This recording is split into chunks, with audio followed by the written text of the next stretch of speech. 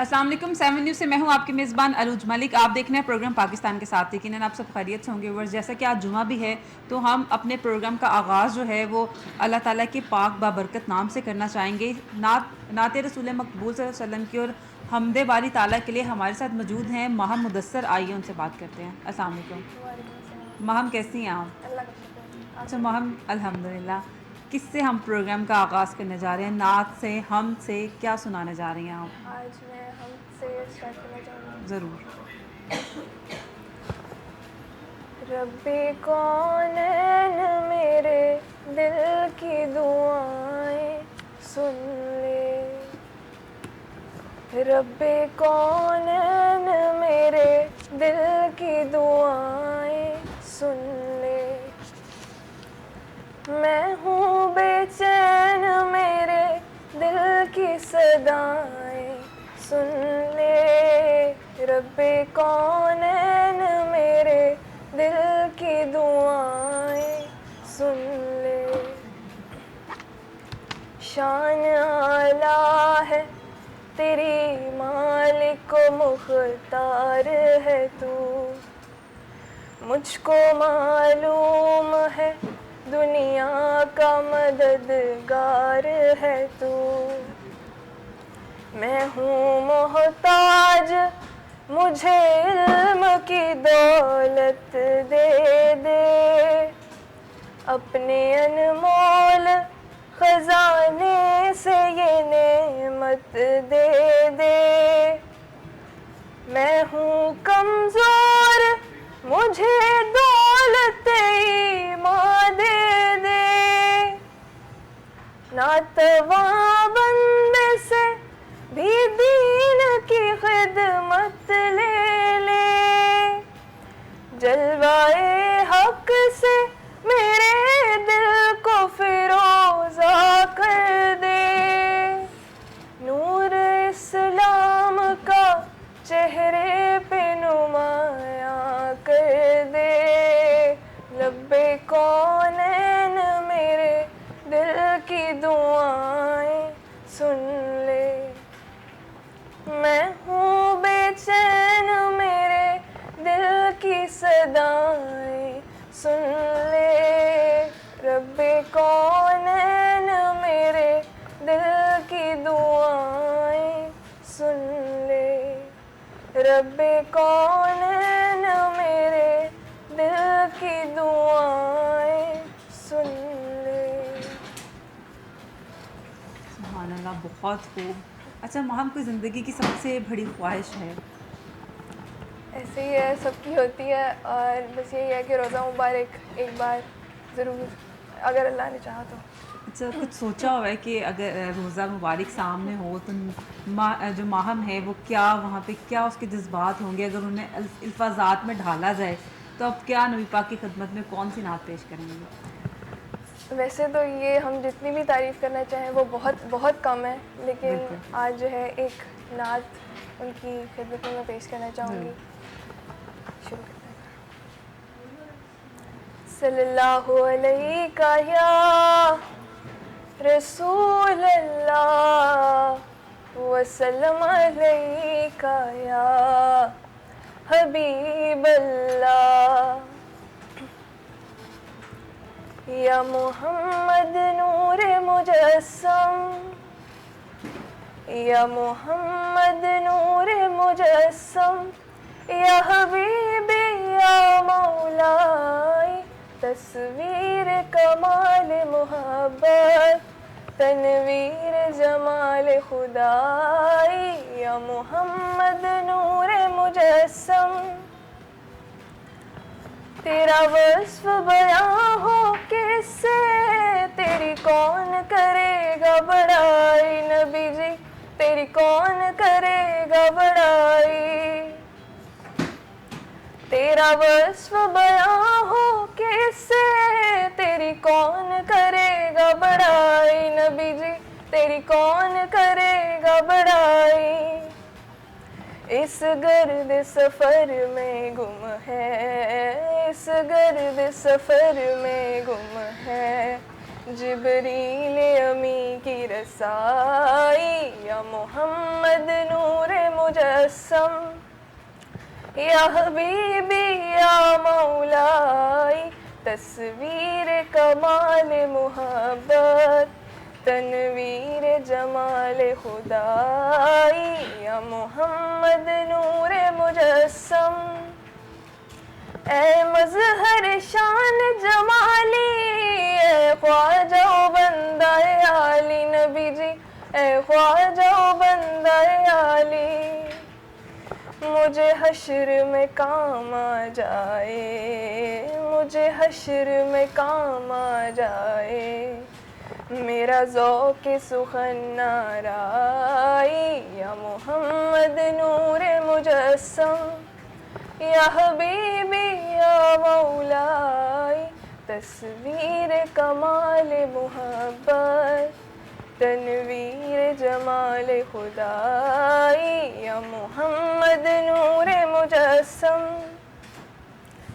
ماں اجمل کا تیری صورت ماں احسن کا تیری سیرت نبی جی ماں احسن کا تیری سیرت ماں اکمل کا تیری عظمت ماں اکمل کا تیری عظمت تیری ذات میں گم ہے خدائی یا محمد نور مجسم یا حبیبی یا مولائی تصویر کمال محبت تنویر جمال خدائی یا محمد نور مجسم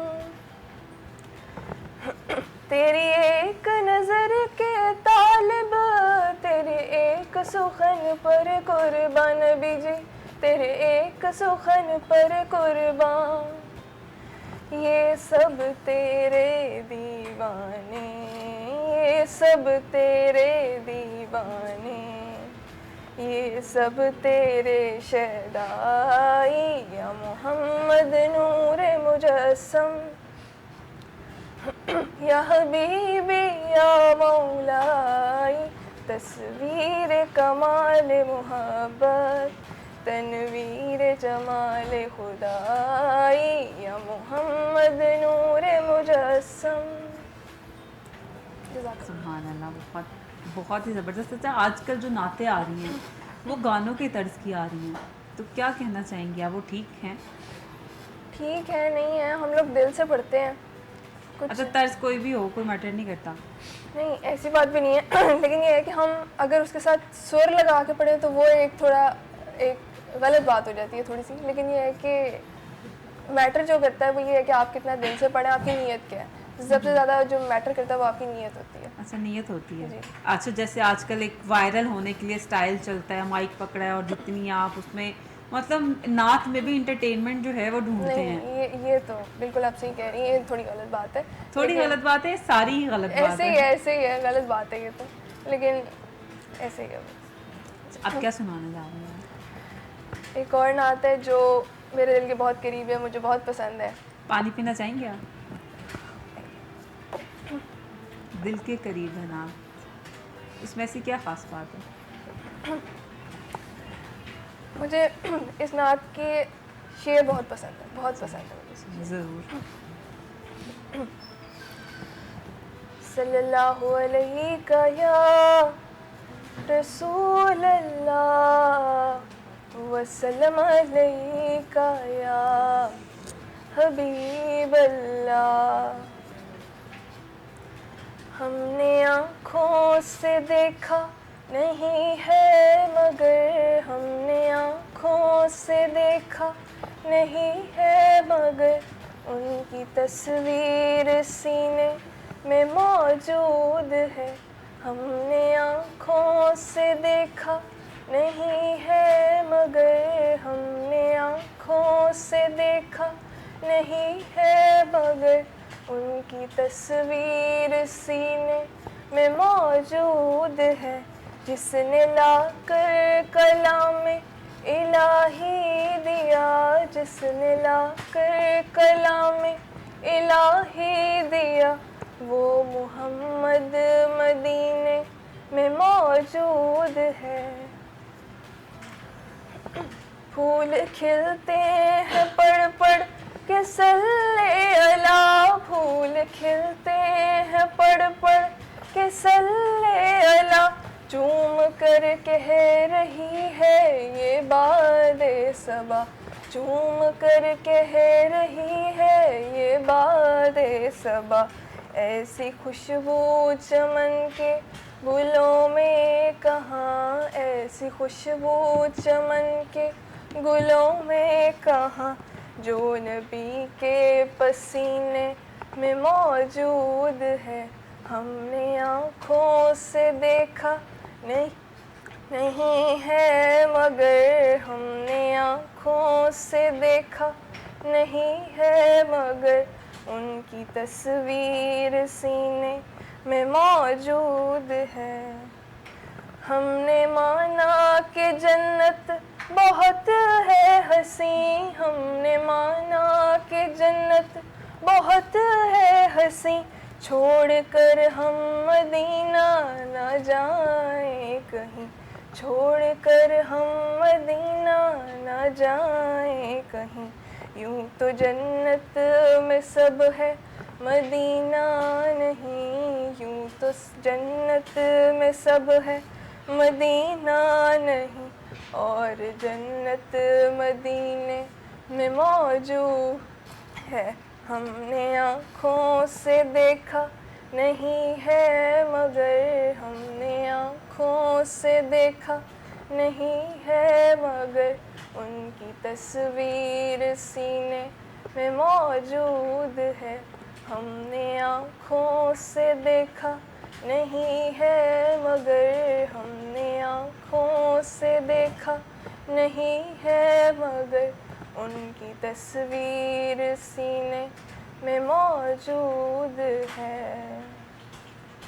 بہت خوب، بہت شکریہ ماہم، ہمارے ساتھ موجود تھی نعت رسول مقبول صلی اللہ علیہ وسلم کی سعادت کے لیے، اور ہم بالکل ماہم دعا کرتے ہیں کہ اللہ تعالیٰ آپ کو ضرور جو ہے اس زیارت نصیب فرمائے، بلکہ تمام جس کی بھی حسرت ہے اللہ سب کو لے کے جائے۔ ناظرین، اب ہم اپنے دوسرے گیسٹ کو ویلکم کرتے ہیں جو کہ ڈاکٹر محمد اقبال چشتی صاحب ہیں، ریسرچ اسکالر ہیں۔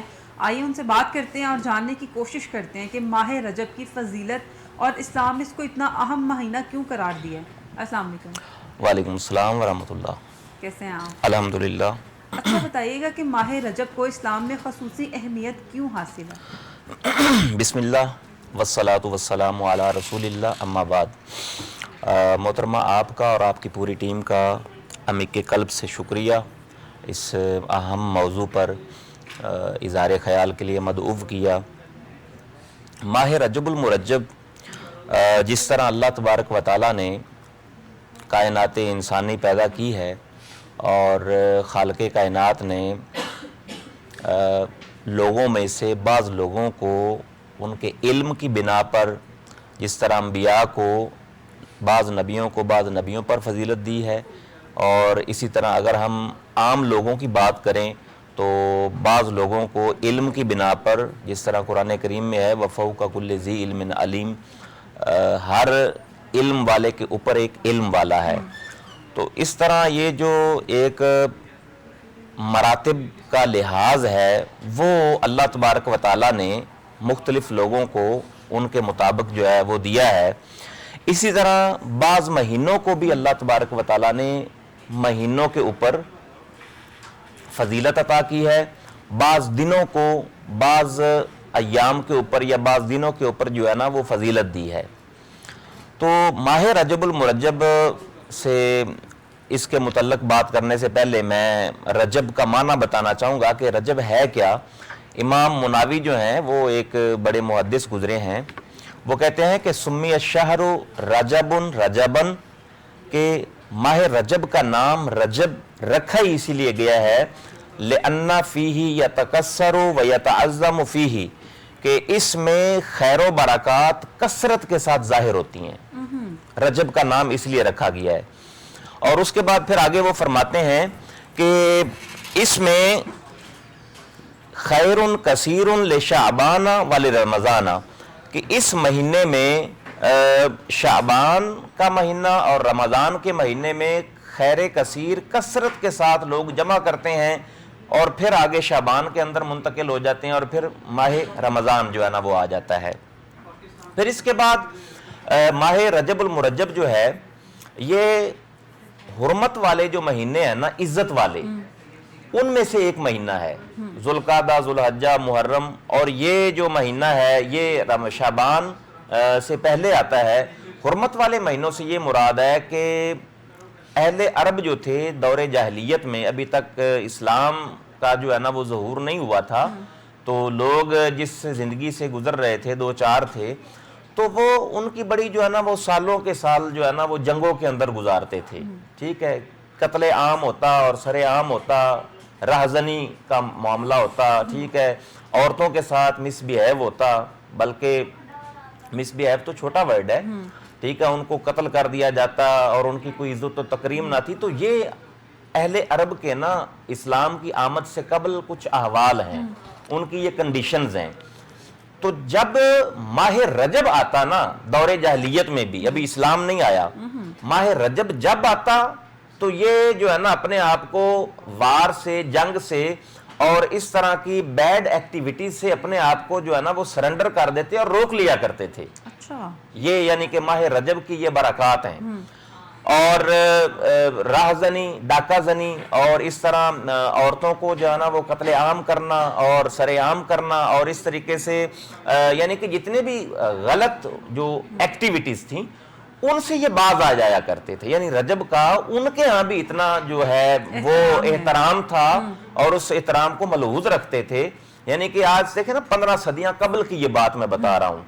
تو اگر جو کافر ہوں اور ابھی دائرہ اسلام، ابھی اسلام کا اعلان نہ ہوا ہو، تو وہ رجب کا احترام کرے تو ہم تو مومن ہیں، مسلم ہیں، اور ہمیں جو ہے نا با طریقے اولا رجب المرجب کے اندر جو ہے نا وہ احترام کرنا چاہیے. یہ رجب میں سب کے لیے خیر ہے یا اس کے کچھ وظائف ہیں، اعمال ہیں جو کریں گے تو ہی خیر آپ پا سکیں گے؟ دیکھیں، میں نے جس طرح اپنی گفتگو میں ابھی عرض کیا ہے کہ اعمال بھی ہیں، وظائف بھی ہیں جو رسول اللہ صلی اللہ علیہ وسلم سے ہمیں ملتے ہیں، وہ میں بیان کرتا ہوں. پہلی بات تو یہ ہے کہ رجب اٹ سیلف جو ایک مہینہ ہے، وہ جو ہی اس کا چاند طلوع ہوتا ہے تو اس کے اندر دیکھیں بہت بہت اکابر شخصیات جو ہے نا وہ اس کے اندر جلوہ گر ہوئی ہیں، یا ان کی ولادت ہوئی ہے یا ان کی وفات ہوئی ہے اس ماہ رجب کے اندر. تو کیا ماہ رجب کو اس وجہ سے بھی خاصی اہمیت ہے کہ مولا علی کی ولادت جو ہے 13 رجب کو؟ جی، رجب المرجب کا تو ایک مہینہ تو جاری و ساری ہی تھا، لیکن اللہ تبارک و تعالیٰ نے اس ماہ مکرم کے اندر، ماہ معظم کے اندر اللہ تبارک و تعالیٰ نے مولا کائنات، امام الاولیاء، سید الاتقیاء، سیدنا و مولانا مولا علی علیہ السلام کی ولادت بھی اسی مہینے میں کی ہے. اور 13 رجب کو باقاعدہ پرٹیننٹ، ٹھیک ہے، 13 رجب کو اور جمعہ والے دن مولا کائنات سیدنا علی المرتضیٰ کرم اللہ تعالی وجہ الکریم کی ولادت ہوئی ہے. اور صرف آپ کی ولادت اس مہینے میں نہیں ہوئی ہے، ولادت ہونے کے ساتھ ساتھ پوری کائنات جو ہے نا وہ روشن ہوئی ہے. یہ میں آگے چل کے بیان کرتا ہوں. اب آپ نے پوچھا کہ کوئی ایسے اعمال ہیں جو رسول خدا صلی اللہ علیہ وسلم نے جو ہے نا وہ اس ماہ میں کیے ہیں؟ جی ضرور کیے ہیں. آقا دو عالم صلی اللہ علیہ وسلم کی حدیث ہے کہ حضرت ابن عباس جو ہیں وہ روایت کرتے ہیں کہ سمعت رسول اللہ صلی اللہ علیہ وسلم، میں نے رسول خدا صلی اللہ علیہ وسلم سے سنا ہے. کیا سنا؟ کان رسول اللہ صلی اللہ علیہ وسلم یصوم حتی نقول لا یفطر، کہ رسول خدا اس رجب المرجب کے مہینے میں اتنے روزے رکھا کرتے تھے کہ ہمیں یہ جو ہے نا وہ فیل ہوتا کہ رسول خدا روزہ چھوڑیں گے ہی نہیں. یعنی جس طرح رمضان کریم کے روزے آقا دو عالم ایک تواتر کے ساتھ، ایک کنٹینیوٹی کے ساتھ رکھتے ہیں، رجب کے اندر بھی اس طرح آقا علیہ السلام روزوں کا اہتمام فرمایا کرتے تھے. ایک بات. پھر نیک اعمال جو ہیں ان کے اندر کثرت کرنا. روزے کے اندر تو بندہ ویسے ہی ہو تو جو ہے نا یہ رسول خدا کی تعلیمات ہیں کہ برے اعمال سے بندہ ویسے ہی بچ جاتا ہے، لیکن روزہ رکھ کے نیک اعمال کرنا، ان اعمال کا تو 70 بلکہ 700 گنا تک جو ہے وہ ریوارڈ اللہ کی بارگاہ سے بندہ مومن کو ملتا ہے. تو یہ وہ اس طرح کے اعمال ہیں. پھر حضور علیہ الصلوۃ جو ہیں، آپ کا یہ فرمان کہ جو ہی رجب المرجب کا مہینہ جو ہے وہ طلوع ہوتا، آقا دو عالم صلی اللہ علیہ وسلم فرماتے اللہم بارک لنا فی رجب، یا اللہ مجھے رجب المرجب کے مہینے میں برکت عطا فرما. ہمیں برکت صرف اپنے لیے نہیں کہا، بارک کہا لنا. جاتا ہے نا کہ کئی لوگ یہ بھی تصور کرتے ہیں کہ روزہ جو ہے وہ فاقہ ہوتا ہے، رمضان کے علاوہ روزہ نہیں رکھنا چاہیے. تو میں بھی چاہوں گی کہ رجب کے روزے، جیسے نبی پاک صلی اللہ علیہ وسلم کا آپ نے بتایا کہ نبی پاک جو ہیں وہ مسلسل روزے رکھتے تھے کہ لگتا تھا کہ روزہ چھوڑیں گے ہی نہیں. تو آخر رمضان کے روزوں میں اور رجب کے روزوں میں ثواب میں کیا ڈفرینس ہے، فضیلت کیا ہے، ریوارڈ کیا رکھا گیا ہے؟ تھوڑا یہ بھی آپ لوگوں کو گائیڈ کر دیں، یا کوئی خاص دن مخصوص ہیں کہ اس دن آپ روزہ رکھ سکتے ہیں؟ دیکھیں رمضان کریم تو اللہ تبارک و تعالیٰ کی طرف سے وہ رکھنے ہیں روزے اس کے، وہ اللہ کا مہینہ ہے اور وہ تو روزے فرض ہیں. اور یہ رجب کے اور شعبان کے روزے جو رسول اللہ صلی اللہ علیہ وسلم کی سنت سے ہمیں ملتے ہیں نا، اور ہمیں جو ہے نا یہ پتہ چلتا ہے، یہ رسول خدا کے ساتھ محبت کی دلیل ہے. جو بندہ، ایسا ممکن نہیں ہے جو ایک بندہ کسی کے ساتھ محبت کرے اور اس کے ساتھ لگنے والی چیز سے محبت نہ کرے. یہ کیسے ممکن ہے؟ اگر کوئی بندہ کسی سے محبت کرتا ہے نا تو اس کے اوپر یہ لازم ہے کہ اس شخصیت نے جس چیز کے ساتھ، جس ہستی کے ساتھ محبت کی ہے وہ اس کے ساتھ بھی محبت کرے. اور جو بندہ رسول خدا صلی اللہ علیہ وسلم کے ساتھ محبت کا دعویٰ کرتا ہے نا، وہ رجب کے اندر روزے ضرور رکھتا ہے، شعبان کے اندر روزے ضرور رکھتا ہے. رمضان کے اندر تو ہم نے رکھنا، یہ فرض ہو گئے ہیں. نہیں رکھیں گے تو عذاب ہوگا، عقاب ہوگا، سزا ملے گی. لیکن یہ روزے ہیں سنت کے، اور سنت بھی تواتر کے ساتھ ثابت ہے. اس میں رسول خدا نے روزے چھوڑے نہیں ہیں. اگر رکھیں گے تو ان کا جو ثواب ہے وہ رسول خدا کی سنت کا ثواب تو ملتا ہی ملتا ہے. لیکن اللہ تبارک و تعالیٰ اپنے نبی کی سنت کے اوپر یہ بھی ہو ہی نہیں سکتا کہ اللہ ہزاروں گنا اور سینکڑوں اور درجات جو ہے نا اس کے ساتھ ملٹیپلائی کر کے وہ اللہ تبارک و تعالیٰ آپ کو ریوارڈ نہ دے. یہ پاسبل نہیں ہے. تو میں یہ سمجھتا ہوں کہ رسول خدا صلی اللہ علیہ وسلم کی جو سنت ہے اور ایک تواتر کے ساتھ سنت ہے، وہ رجب المرجب میں روزے رکھنا اور اس کے اندر نیک اعمال کرنا اور یہ کہنا اللہم بارک لنا فی رجب، یا اللہ ہمارے اوپر برکات کا نزول کر. یہ دیکھیں نا رسول خدا نے برکت کا جو ہے نا وہ سوال اللہ کی بارگاہ سے کیا ہے. تو اس طرح کے اعمال ہم جب کرتے ہیں نا تو یقیناً اللہ تبارک و تعالیٰ کی جو رحمت ہے، اس کا جو کرم ہے، اس کا جو لطف و عنایات ہیں، وہ بندہ مومن کے اوپر جو ہے نا وہ ہر طرح سے جو ہے نا وہ نازل ہوتی ہیں. کچھ لوگ روزہ کی منت بھی مانتے ہیں نا کہ میرا یہ کام ہو جائے تو میں روزہ رکھوں گی اللہ کی رضا کے لیے. اس بارے میں کیا کہنا چاہیں گے آپ؟ ہاں جی، یہ منت یہ بھی حدیث نبوی سے ثابت ہے. بخاری کے اندر جو ہے نا وہ کئی احادیث ہیں اور سیاہ ستہ کے اندر کئی احادیث ہیں. سیدہ عائشہ رضی اللہ تعالیٰ عنہا سے مروی ہے کہ اگر کسی نے روزے کی جو منت مانی ہے نا تو وہ اس منت کو پورا کرے. پورا نہیں کرے گا تو وہ ڈیفینیٹلی وہ گناہگار ہوگا. تو یہ منت مان لینا ظاہر ہے ایک اللہ کا اور بندے کی آپس میں ایک کمٹمنٹ ہوتی ہے. ایک کیا نام ہے، ایک بندہ کہتا ہے کہ یا اللہ یہ میرا کام ہو جائے، مانگ تو اللہ سے ہی رہا ہے نا، تو میں اللہ کی بارگاہ میں اتنے جو ہے یا تو نوافل پڑھوں گا یا حج کروں گا یا زکوٰۃ دوں گا یا روزے رکھوں گا. تو یہ عین اسلام ہے، اس کے اندر کوئی دوسری رائے نہیں ہے. بالکل ٹھیک ہے. اچھا، ماہ رجب کو اللہ تعالیٰ نے اپنا مہینہ کیوں قرار دیا؟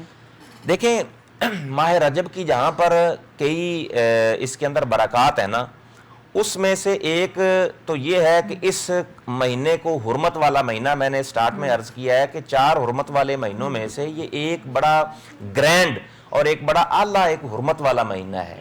اس کا میں نے معنی بھی بتا دیا اپنے سٹارٹ میں. تو رجب المرجب کے حوالے سے اس کے اندر کئی ایسے واقعات ہیں. مثلا میں آپ کو عرض کرتا ہوں، ان رجب شہر اللہ، مہینے تو سارے ہی اللہ کے ہیں لیکن اس کو ایک خصوصیت حاصل ہے. وہ خصوصیت کئی وجوہات سے ہے. ان رجب شہر اللہ فیہ حمل اللہ نوحا فی السفینہ تھے. جب وہ طوفان نوح آیا نا، جس میں تمام جو لوگ تھے جو حضرت نوح علیہ السلام کو جو ہے نا وہ نہ ماننے والے تھے وہ غرق ہو گئے. ایک طوفان، بڑا ایک ہیوی قسم کا طوفان آیا. تو اس وقت جو کشتی حضرت نوح علیہ السلام نے بنائی تھی نا تو وہ رجب ہی کا مہینہ تھا. اس مہینے میں حضرت نوح علیہ السلام کو اور ان کے ماننے والوں کو، ان کے صحابہ کو، حضرت نوح علیہ السلام کو کشتی میں سوار کروایا اور پھر ان کو فصامہ نوح، اور اس مہینے میں حضرت نوح علیہ السلام نے بھی روزہ رکھا ہے رجب کے مہینے میں. اور پھر روزہ رکھا وَأَمَرَ بِصِيَامِهِ مَنْ كَانَ مِنْ قَوْمِهِ. پھر حضرت نوح علیہ السلام نے یہ حکم دیا کہ یہ اللہ کا حکم ہے کہ جو اس کشتی میں میرے ساتھ ہیں وہ بھی روزہ رکھیں. یعنی کہ اتنا یہ تواتر کے ساتھ ہے اس مہینے کے اندر اہتمام کرنا روزے کا نیک اعمال کا اور جو ہے نا وہ اچھے جو ہے نا معاملات کا، جو رسول خدا صلی اللہ علیہ وسلم نے پھر آگے جو ہے نا اس کو اپنی امت تک یہ باتیں پہنچائی ہیں۔ پھر محدثین سے اور اکابر اولیاء اللہ سے بھی کئی جو ہے نا وہ روایات ہیں، مثلا حضرت جو ہے شیخ عبد القادر جیلانی جو ہیں وہ جو ہے نا وہ فرماتے ہیں غنیات الطالبین کے اندر، وہ فرماتے ہیں کہ رجب کا مہینہ جب طلوع ہوتا ہے، چاند جب طلوع ہوتا ہے تو کیا ہوتا ہے کہ 10ویں دن، جب 10واں دن ہوتا ہے نا، رجب کی 10th آف دس منتھ ہوتی ہے، تو کیا ہوتا ہے یمحو اللہ ما شاء، تو اللہ تبارک و تعالیٰ بندوں کے گناہ معاف کر دیتا ہے۔ اب وہ گناہ کیسے معاف ہوں گے؟ ہم نیک عمل کریں، روزہ رکھیں، صدقات و خیرات کریں، اور اللہ کی بارگاہ میں سر بسجود ہوں، اور رسول خدا صلی اللہ علیہ وسلم کے اوپر جو ہے نا وہ درود و سلام کا نذرانہ پیش کریں۔ یہ ایسی چیزیں ہیں جن کے ساتھ اللہ تبارک و تعالیٰ اپنے بندوں کو اپنے قریب کر لیتا ہے۔ اور پھر آپ نے کہا کہ کیا رجب کو اس وجہ سے تو کوئی جو ہے نا وہ فضیلت نہیں ہے کہ اس میں سیدنا علی المرتضیٰ کرم اللہ تعالیٰ وجہ الکریم کی جو ہے نا وہ ولادت ہوئی ہے؟ جی ضرور، اس مہینے میں سیدنا علی المرتضیٰ کرم اللہ تعالیٰ وجہ الکریم جو ہے نا وہ 13 رجب المرجب کو جمعہ والے دن آپ کی ولادت ہوئی ہے، اور آپ کی ولادت کے وقت پوری زمین جو ہے نا وہ روشن ہو گئی ہے۔ میں نے اپنے ایک پہ آپ کے پچھلے پروگرام میں بھی یہ عرض کیا تھا کہ جب حضور دو عالم صلی اللہ علیہ وسلم آپ کی ولادت ہوئی ہے تو کائنات پوری روشن ہوئی ہے، بلکہ سیدہ آمنہ سلام اللہ علیہ حضور کی والدہ ماجدہ وہ فرماتی ہیں کہ رأیت قصور الشام، میں نے اتنی روشنی ہوئی رسول خدا کی ولادت باسعادت پر کہ میں نے ملک شام کے جو محلات تھے ان کو رات کے وقت دیکھ لیا۔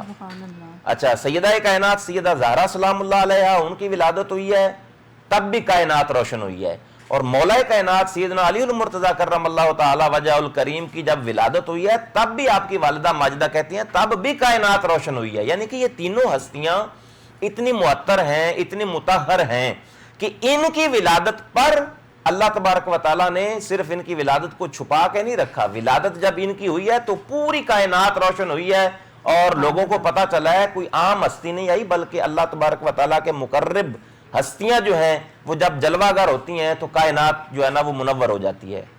کیا کوئی روایات ملتی ہیں کہ کعبہ میں ہی کیوں ولادت ہوئی؟ مطلب جی روایات کیا، میں نے جی آپ پلیز روایات کیا، میں نے آپ کے توسط سے یہ کہنا چاہوں گا، میری ایک پوری مبسوط کتاب ہے، تقریباً 45 روایات جو 15 صدیوں سے ایک تواتر اور تسلسل کے ساتھ، یہ 2-3 سال قبل میں نے یہ کتاب لکھی ہے صرف اسی کے اوپر۔ آپ نے تو ایک روایت کی بات کی ہے، اس روایت کو امام بخاری سے پہلے والے محدثین نے جو ہے نا وہ اپنی اپنی کتب میں شامل کیا ہے، اور پھر آپ کہیں گے کہ اس کی روایت خود رسول خدا صلی اللہ علیہ وسلم کی زبان اقدس سے جو ہے نا یہ حدیث ہے کہ مولا علی جو ہیں وہ کعبۃ اللہ کے اندر پیدا ہوئے ہیں۔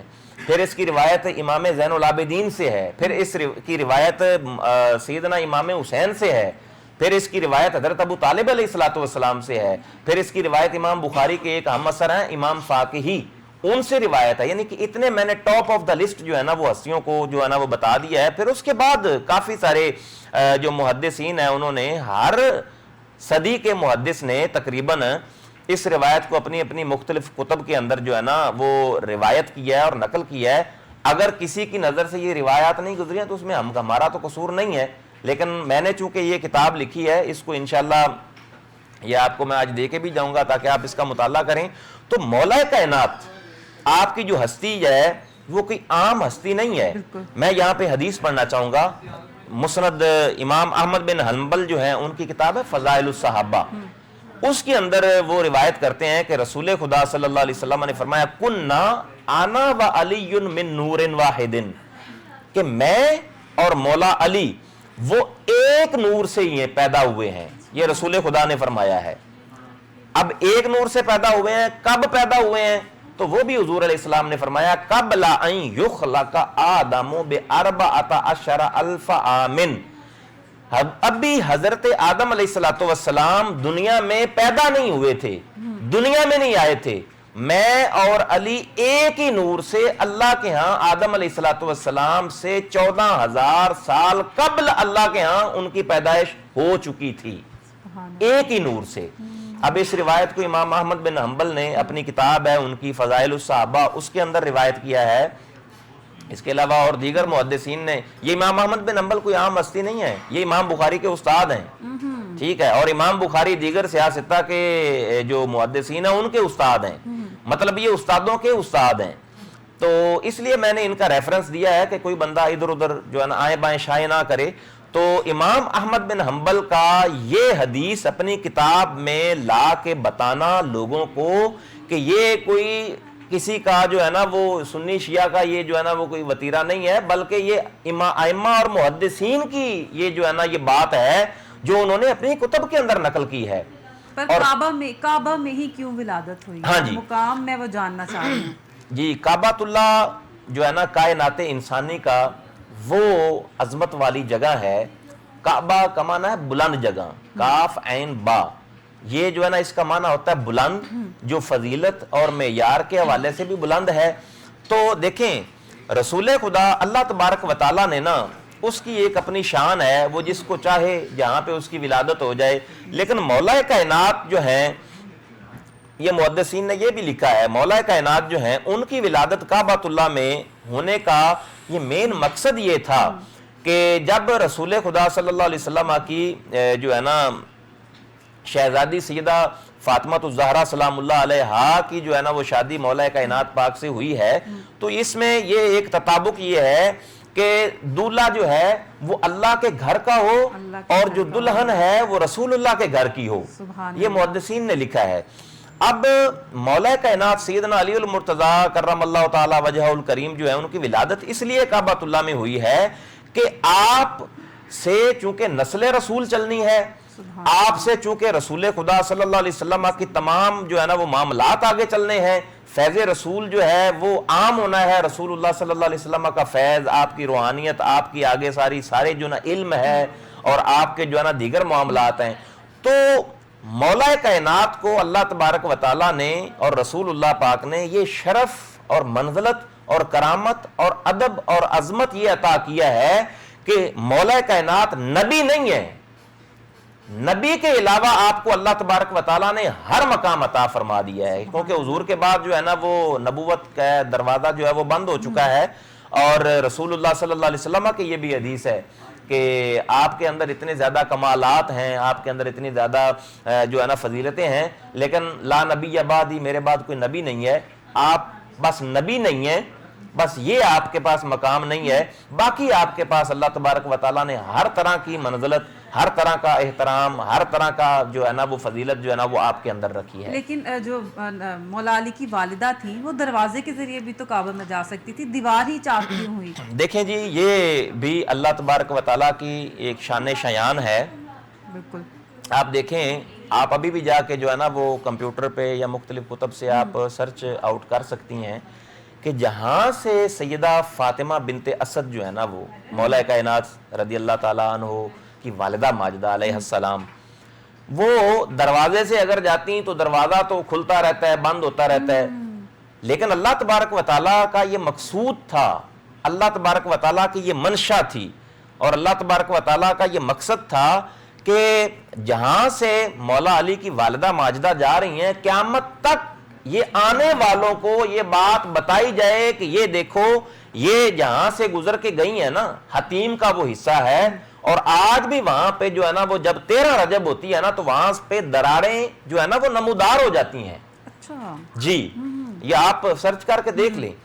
और सऊदिया वालों ने उन दरारों को काफ़ी मरतबा जो है ना वो उसके ऊपर उसको बंद करने की कोशिश की है सीमेंट्स के साथ, या उसको जो है ना वो जिसको कहते हैं ना उसको दोबारा कंस्ट्रक्ट करने की कोशिश की है, लेकिन 13 रजबुल मुरज्जब जब होती है वो दरारें वो जो है ना वो वहां से जहां से सैयदा फातिमा बिनते असद जो है सलामुल्लाह अलैहा वहां से गुजर के गई हैं, वो दरारें फिर नमूदार हो जाती हैं। और ये अल्लाह तबारक व तआला की ये मंशा है और ये मकसूद है कि मौला कायनात की विलादत के वक़्त जब उनकी वालिदा माजिदा जब काबातुल्लाह के अंदर गई हैं तो वो भी अल्लाह तबारक व तआला ने कायनात इंसानी को क़यामत तक के लिए ये वाज़े कर दिया और ये जाहिर कर दिया ताकि लोग भूल ना जाएं। सुभान अल्लाह।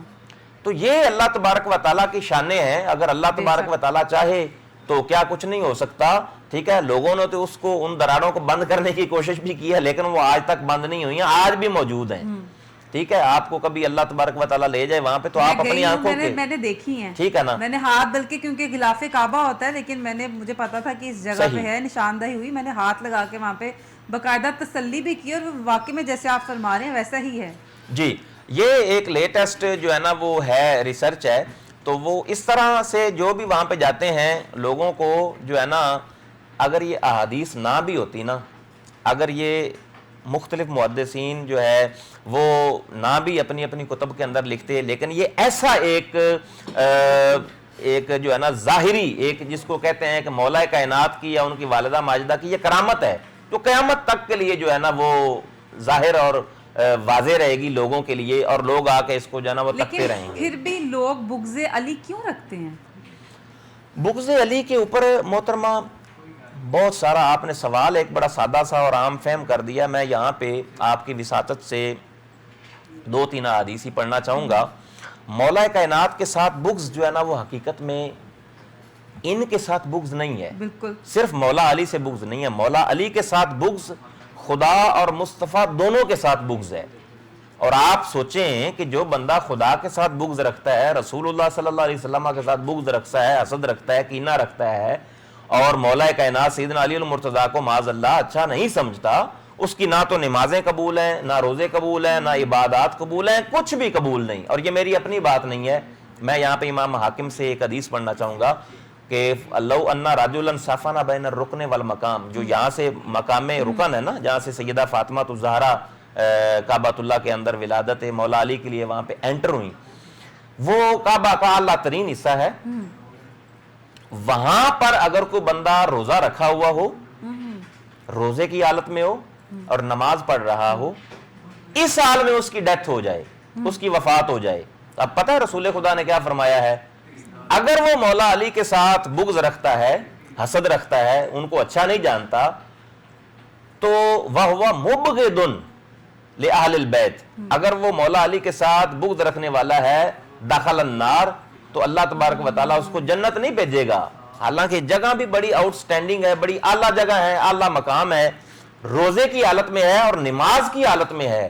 بغض علی اس بندے کو جنت میں نہیں لے جائے گا، جہنم میں لے جائے گا.